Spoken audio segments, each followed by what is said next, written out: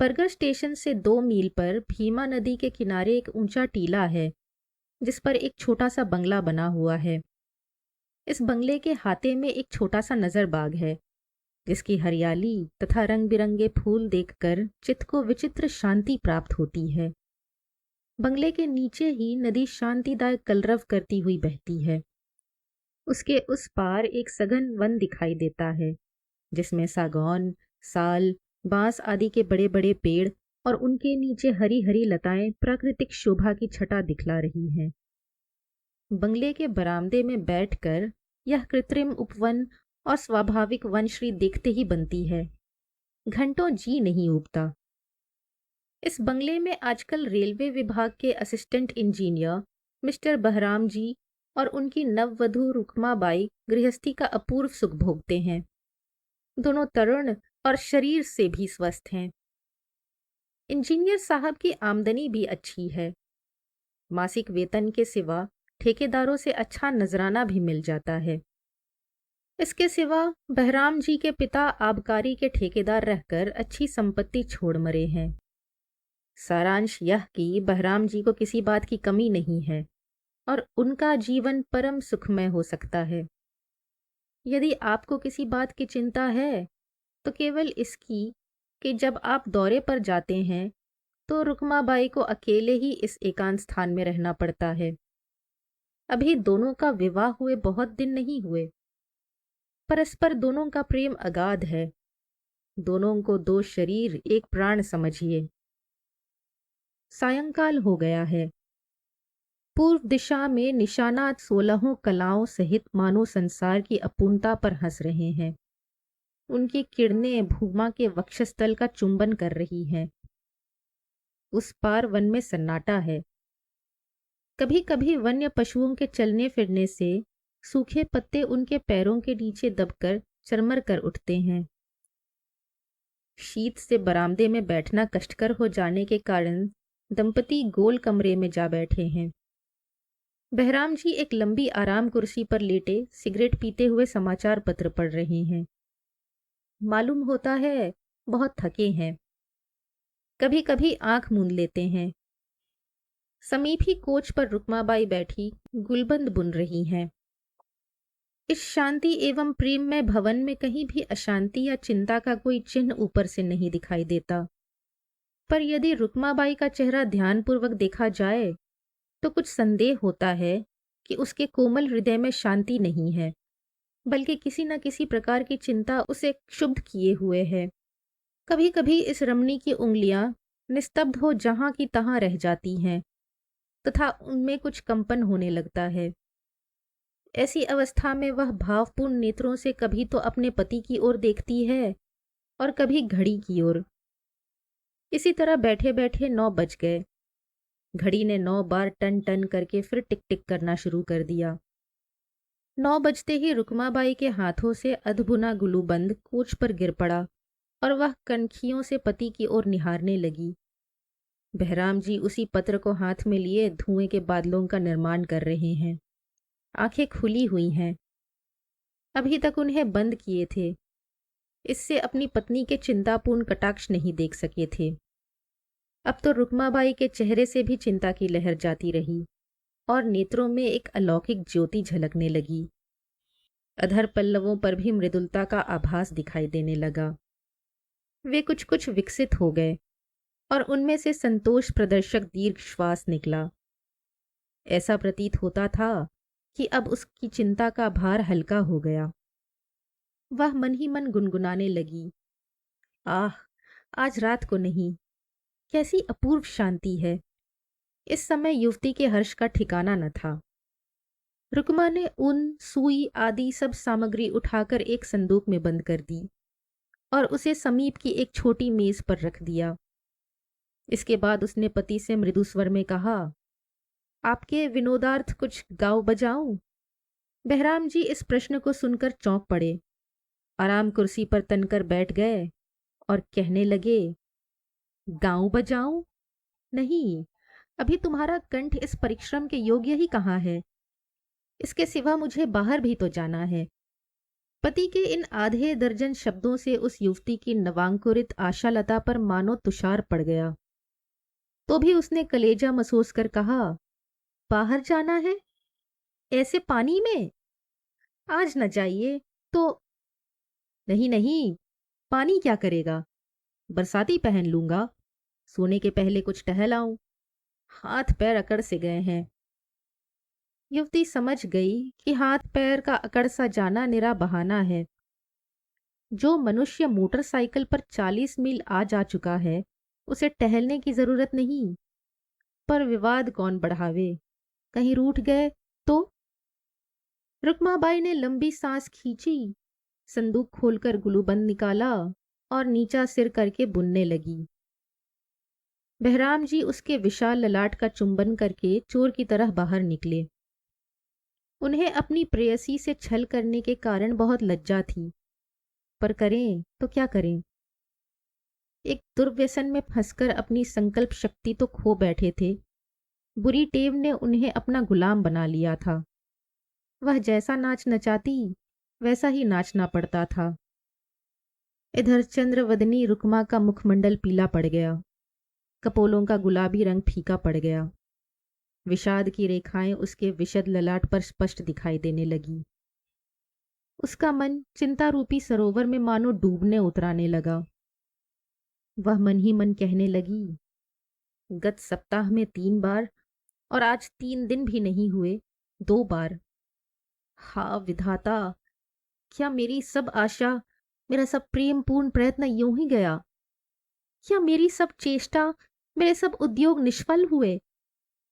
ऐसा कह उसने अपनी लंबी भुज लताओं से अपना मुख ढक लिया।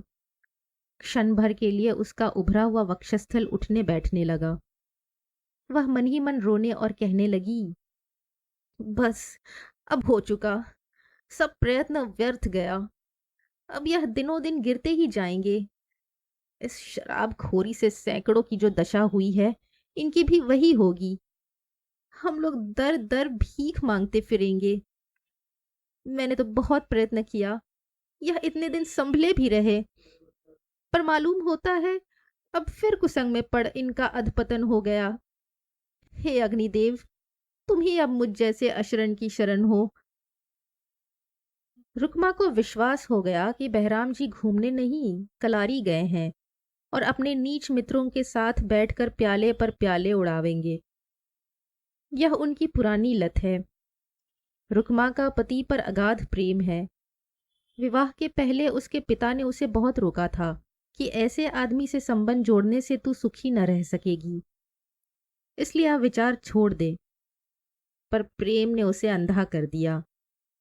बाप ने समझाया कि बहुत से गुण तो बहराम में अच्छे हैं, पर एक बहुत भारी दोष है, उसका हृदय बहुत निर्बल है, जिससे वह दूसरों के कहने में जल्द आ जाता है। उसकी संगति भी बहुत बुरी है और वह इस बात को स्वीकार करता है कि मेरे मित्र अच्छे नहीं हैं, पर उसका हृदय इतना कमजोर है कि वह न तो इन लोगों से अलग होता और न शराब की मात्रा कम करता है। पर रुक्मा को अपने रूप, यौवन, सतीत्व और बहराम जी के प्रति प्रगाढ़ प्रेम का इतना गर्व था कि वह समझती थी कि पति को ठीक मार्ग पर लाना मेरे लिए कठिन न होगा। पिता को वह यही उत्तर देती थी कि बहराम जी को त्यागने से मेरा सारा जीवन व्यर्थ हो जाएगा, और इसमें संदेह नहीं कि मेरा ऐसा करने से वह निराश हो और भी शीघ्र बिगड़ जाएंगे। जब मैं उनके साथ दिन रात रहूंगी और अपने प्रेम से उन्हें बांध लूंगी, तो वह अपने इष्ट मित्रों का फिर नाम भी न लेंगे।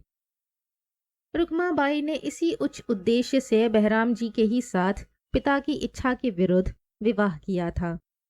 विवाह हो जाने पर दिन रात वह यही उद्योग करती थी कि फिर वह कुसंगति में न पड़ने पावे। नव प्रणय सूत्र से बंधे हुए वह कई महीने तो अपने घर को ही स्वर्ग समझता रहा और बाहर जाना बंद कर दिया। उसके पुराने मित्र उसे तरह तरह के ताने देते और कहते कि बहराम जी तो अब अपनी बीवी के हाथ बिक चुका है, उसकी आज्ञा के विरुद्ध कुछ नहीं कर सकता। पर बहराम जी उनके ये व्यंग्य सुनकर चुप रह जाता। जब तक पत्नी का आकर्षण प्रबल रहा, तब तक तो उसके मित्रों की एक न चली। पर मनुष्य का स्वभाव ही ऐसा है कि उसे अच्छी से अच्छी वस्तु भी निरंतर के सहवास से नीरस सी मालूम पड़ने लगती है। वह सुख सामग्री में भी परिवर्तन चाहता है। उसे स्त्री की संगति भी चाहिए और समान व्यय तथा शील वाले मित्रों की भी। निदान बहराम जी अपने मित्रों की संगति के लिए तरसने लगा। उसकी इच्छा इतनी प्रबल हो गई कि वह अपनी प्रेममयी पत्नी को भी धोखा देकर घूमने के बहाने शाम को कभी कभी बाहर जाने लगा। अभी तक तो रुक्मा को संदेह ही था, पर आज उसे पूर्ण विश्वास हो गया कि मेरा सब उद्योग निष्फल हुआ। बहराम जी फिर उसी पुराने कंटकमय पाथ का पथिक बन गया। वह इसी प्रकार बिसूरती और अपने भाग्य को धिक्कारती रही कि इतने में 10:30 बज गए। वह जानती थी अभी उसके आने में 1.5-2 घंटे की देर है। इतने में किसी ने खिड़की पर 3 बार खट खट खट किया। रुक्मा पति के जल्द आने के लिए अग्निदेव को धन्यवाद देती हुई दरवाजा खोलने के लिए दौड़ी। दरवाजा खोलकर वह वहीं खड़ी हो गई कि पति की भीगी हुई बरसाती उतारकर जल्द खूंटी पर टांग दूंगी। किंतु उसे मालूम हुआ कि दरवाजे से थोड़ी दूर पर जैसे दो मनुष्य आपस में बातचीत कर रहे हैं। पानी खूब जोर का बरस रहा था। बातचीत साफ नहीं सुनाई देती थी। इतने में बातचीत करने वाले दरवाजे की ओर आते हुए मालूम पड़े। पति के साथ कोई दूसरा पुरुष है, यह जानकर रुक्मा को बड़ा दुख हुआ। वह मन मारकर दरवाजे से हट गई और भीतर जाकर कमरे में खड़ी हो गई। उसने देखा कि द्वार पर बहराम जी हाथ बढ़ाए खड़ा कह रहा है, स्वागत प्रिय मित्र, स्वागत। आप भीतर चलें। ऐसी वर्षा में मैं आपको अपने दरवाजे से कैसे लौटने दूं? नहीं नहीं, ऐसा नहीं हो सकता। आपको थोड़ी देर के लिए अवश्य ठहरना होगा। फिर भीतर की ओर मुंह फेरकर बहराम जी ने पुकार कर कहा, प्यारी रुक्मा, यह देखो, मेरे परम मित्र बरजोर जी दरवाजे पर खड़े हैं और तुमसे बिना मिले ही जाने को कहते हैं। आकर इनका स्वागत करो और भीतर ले चलो। मेरी नहीं मानते पर तुम्हारी जरूर सुनेंगे। बरजोर जी का नाम सुनते ही रुक्मा की छाती धड़कने लगी। वह जानती थी बहराम जी को कुपथ में ले जाने वाला वही बरजोर जी है, पर पति के बुलाने पर कैसे इनकार करे। निदान नीचा सिर किए हुए वह दरवाजे पर आई और बिना ऊपर की ओर देखे उसने बरजोर जी को प्रणाम किया। बहराम जी बोला, देखो रुक्मा, यही वह बरजोर जी हैं जिनके बारे में मैं रोज कहा करता था। और मित्र, यही मेरी वह रुक्मा है जो अब मेरे घर की स्वामिनी है। इसके बाद रुक्मा लौटकर कमरे में जा बैठी। उसे इतनी रात को बरजोर जी का आना बहुत बुरा लगा, पर करती क्या। दोनों मित्र भीतर आए। दोनों ने भीगी हुई बरसाती उतारकर खूंटियों पर टांग दी। फिर आगे बढ़कर बरजोर जी ने रुक्मा की ओर देखा और मन ही मन उसके रूप लावण्य पर मुग्ध होकर बोला, श्रीमती जी, इस बेमौके आकर मैंने आपको कष्ट दिया है। इसके लिए आप मुझे क्षमा करें। मैं ऐसी धृष्टता कदापि न करता, पर कई महीनों के बाद आज रास्ते पर बहराम जी से मेरी भेंट अकस्मात हो गई और वह मुझे यहाँ घसीट लाए। आज ही मैं बहुत दिनों के बाद स्वदेश लौटा हूँ। अपराधी मैं नहीं हूँ, बहराम जी मुझे खींच लाए हैं। आप क्षमा कीजिए।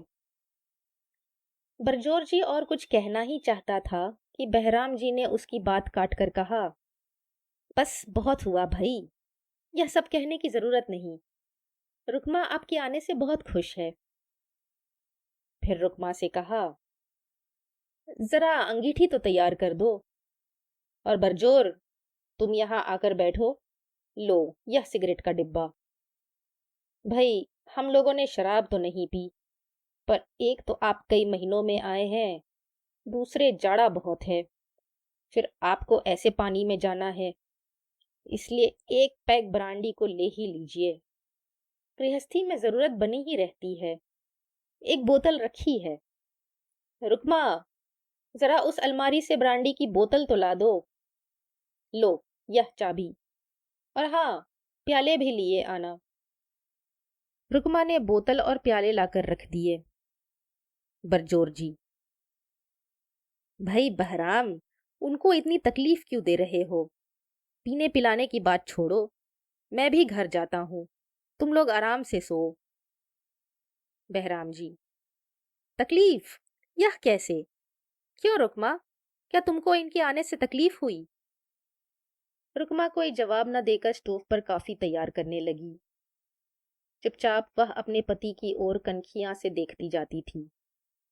उसे वह बहुत उत्तेजित सा मालूम होता था, चुप नहीं बैठ सकता था।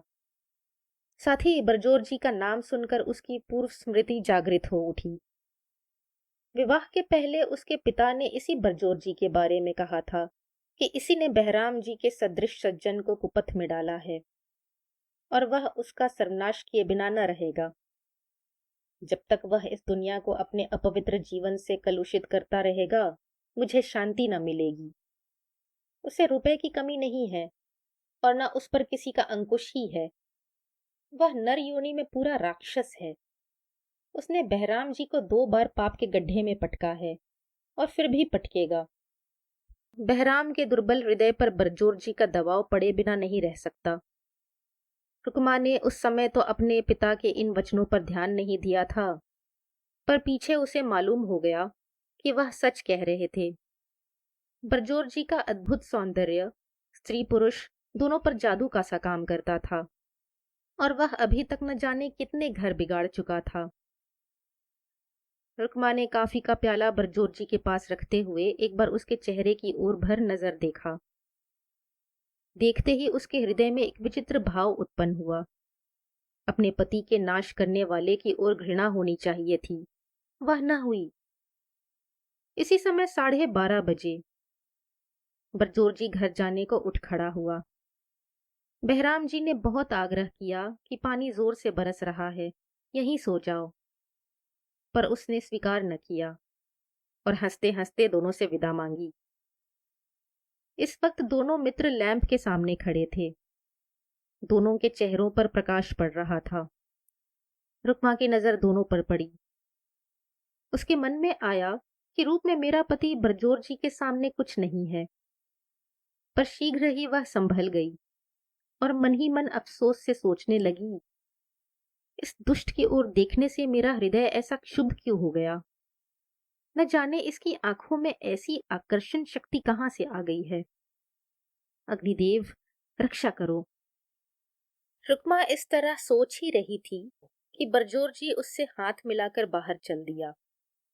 बहराम जी भी उसके साथ साथ पहुंचाने गया। इस वक्त रुक्मा का हाल विचित्र हो रहा था। उसे तन बदन की सुध नहीं थी। बरजोर जी के हस्त स्पर्श से उसके शरीर में बिजली सी दौड़ गई थी। रोमांच हो आया था। उसे आश्चर्य यह था कि परपुरुष के स्पर्श में यह शक्ति कैसी, सद्भावों को नष्ट करने वाले ये अधम भाव कैसे। रुक्मा कुछ देर इसी प्रकार विचलित रही, पर पति के लौटते लौटते उसने अपने को संभाल लिया। बहराम जी ने आकर पूछा, क्यों रुक्मा, बरजोर जी कैसा रंगीला जवान है? रुक्मा, हाँ, चालाक तो पूरा है। बहराम, यह तो है, पर सौंदर्य की बात क्यों नहीं कहती? रुक्मा, होगा, मुझे इससे क्या? बहराम, वाह, तुमको क्या हुआ है? क्या उसे देखकर तुमने अपना हृदय नहीं खोया? क्या ऐसा भी कोई रमणीय हृदय है जो उसे देख मुग्ध ना हो जाए?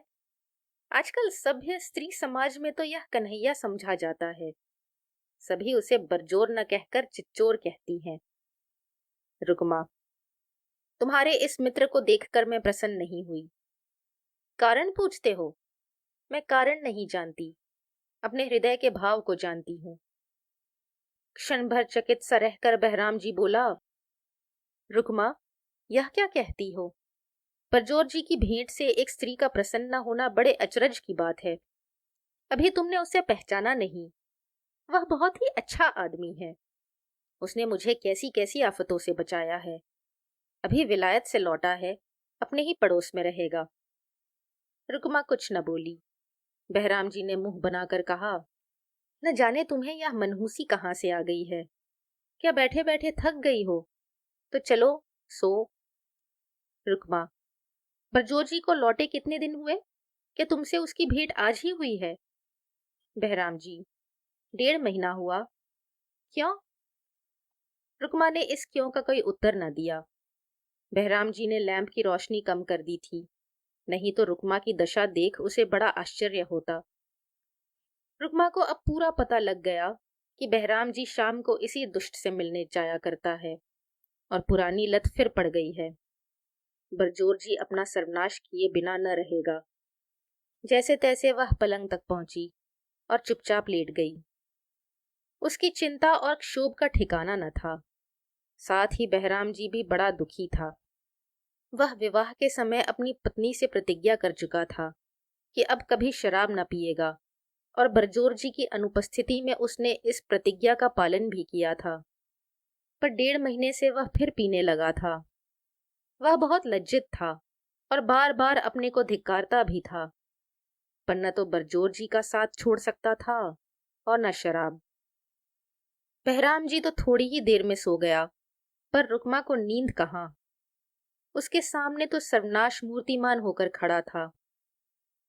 इसके बाद 2 ही 4 सप्ताहों में रुकमा ने देखा कि पति पर मेरा प्रभाव घटता और बरजोर जी का बढ़ता जाता है। अभी तक बहराम जी जब अधिक पी जाता तो घर न आता था, पर उसके चेहरे से उसकी खुराक के घटने तथा अन्य कई बातों से रुकमा को मालूम हो गया था कि पीने की मात्रा बढ़ती ही जाती है। बरजोर जी के पास अपार धन था। लोगों को खूब खिलाता पिलाता और नाच रंग में बुलाता था। इसी से सब उसे अच्छा कहते और उसकी बड़ी प्रशंसा करते थे। वह इतना चरित्र भ्रष्ट था कि ठिकाना नहीं, पर धनी पुरुषों के दोष नहीं देखे जाते। निदान बहराम जी की मात्रा बहुत बढ़ गई। उससे काम होना भी कठिन हो गया। बरजोर जी ने उससे इस्तीफा दिला दिया और घर खर्च के लिए रुपए देने लगा। अस्तु, बहराम जी उसका कृतदास सा बन गया।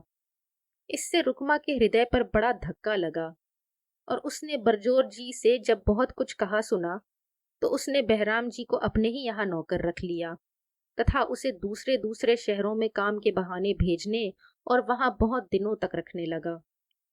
इस अरसे में वह रुकमा के घर आता और घंटों बैठता। रुकमा को तुरंत मालूम हो गया कि इस दुष्ट के हृदय में पाप है।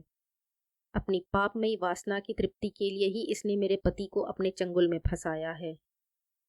तब तो उस सती की बहुत बुरी स्थिति हो गई। यदि बरजोर जी को अप्रसन्न करती है तो उसके पति पर इस दुष्ट का जो कर्ज है उसके न दे सकने से वह जेल जाता है, और जो उसे नहीं डांटती तो वह समझेगा कि यह भी मुझे चाहती है। विकट स्थिति आ गई। धीरे धीरे बरजोर जी की रुकमा के साथ छेड़छाड़ होने लगी। बहराम जी के बाहर जाने पर वह इसके पास आता और बड़ा प्रेम दिखलाता, सैकड़ों तरह के प्रलोभन देता और बहराम जी की निंदा करता। एक दिन वह रात्रि के समय आ पहुंचा और रुकमा को बुरी तरह सताने लगा। आप अपने भाग्य को क्यों ठुकराती हैं? ऐसे शराबी के पास रहकर आपको क्या सुख मिलेगा? यदि मैं आज ही उसे नौकरी से निकाल दूं तो फिर तुम दोनों की क्या गति हो?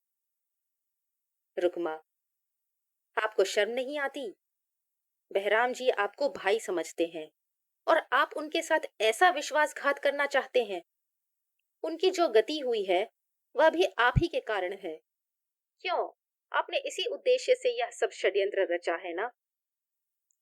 बरजोर जी, क्या अब भी इसमें कोई संदेह है? यदि यह पाप है, बुरा काम है, विश्वासघात है, तो अब आप ही के यौवन सौंदर्य का परिणाम है। आपको क्या मेरे ऊपर दया नहीं आती? खैर, मुझ पर न सही, पर अपने तथा अपने पति पर तो आनी ही चाहिए। मुझे निराश करने से क्या होगा, जानती हो? बहराम जी पर मेरा 10,000 कर्ज है। इतना कहकर उसने रुकमा का हाथ पकड़ना चाहा। उसने घबराकर चीख मारी। इतने में खिड़की से कूदकर कोई भीतर आया। बरजोर जी उसे देखते ही बहुत घबराया। रुकमा उससे लिपट गई और बार बार कहने लगी, इस पापी से मुझे बचाओ, बचाओ। बहराम जी ने जैसे तैसे उसे शांत किया, फिर बरजोर जी की ओर बड़ी घृणा से देखकर कहा, रे शैतान, तेरे ये मंसूबे! इतने दिन साथ रहकर भी तूने सती को ना पहचाना। मैं बड़ी देर से खड़ा खड़ा तेरे कलुषित प्रस्तावों, प्रलोभनों और डांट डपट को सुन रहा था। हाय, क्या ऐसी सती स्त्री को मेरे सदृश्य अयोग्य पति मिलना था। पर नहीं, वह मेरा इस पाप के गड्ढे से शीघ्र ही उद्धार करेगी। अब तू मुझे अपना मुंह मत दिखला। यहाँ से चला जा, दूर हो मेरी नजर से, नहीं तो इस तमंचे से तेरा सिर उड़ा दूंगा। बरजोर जी, वाह साहब, 10,000 की भी कुछ याद है? बहराम जी, हाँ, ये ले अपने 10,000। ऐसा कहकर बहराम जी ने 100-100 के कई नोट टेबल पर बिछा दिए। बरजोर जी उन्हें लेकर अनाप शनाप बकता हुआ घर से बाहर हुआ। रुकमा को बड़ा आश्चर्य हुआ, ये नोट कहाँ से आए? वह दिल में बहुत घबराई हुई थी। बहराम जी ने उसकी चेष्टा देखकर हंसकर कहा, रुकमा, तुम सरीली ऐसी निष्प्रिय सती का पति चोर नहीं हो सकता। मैं ये नोट चोरी करके नहीं लाया हूं। देखो, वह बैग ऐसे ही नोटों से भरा है। मेरे मामा जमशेद जी युगंडा रेलवे के ठेकेदार थे। उनको क्या मालूम कि मैं ऐसा अधन नारकी निकला। विदेशी में उनकी मृत्यु हो गई। उनके कोई नहीं था, मैं ही उनका वारिस था। मरते वक्त वह मेरे नाम बिल कर गए थे। उन्हीं के वकील ने 1.5 लाख रुपए आज ही भेजे हैं। इतनी संपत्ति पाकर मैं इस पापी का काम छोड़ सीधे घर आया हूं। पास पहुंचने पर मुझे ऐसा मालूम हुआ कि भीतर कोई बात कर रहा है। मैं खिड़की के समीप खड़ा खड़ा सुनता रहा। अब मुझे मालूम हुआ कि तुम कैसी सती हो और बरजोर जी कैसा पापी है। अग्निदेव को धन्यवाद दो कि उस दुष्ट का कर्ज अब मेरे सिर से उतर गया। मेरे हृदय में अब अतुल बल सा आ गया है। यह धक्का लगने से सचमुच बहराम जी का काया पलट हो गया। उस रुपए से उन्होंने खूब रोजगार बढ़ाया और आज बंबई के करोड़पतियों में उनकी गणना है। रुकमा को अब कोई और काम नहीं है। उसका सारा समय शराब की पिकेटिंग में जाता है। उसने एक मादक द्रव्य निवारणी सभा खोल रखी है। इसमें वे ही स्त्रियां भर्ती होती हैं जो पुरुष जाति का सुधार करने की प्रतिज्ञा करके आती हैं।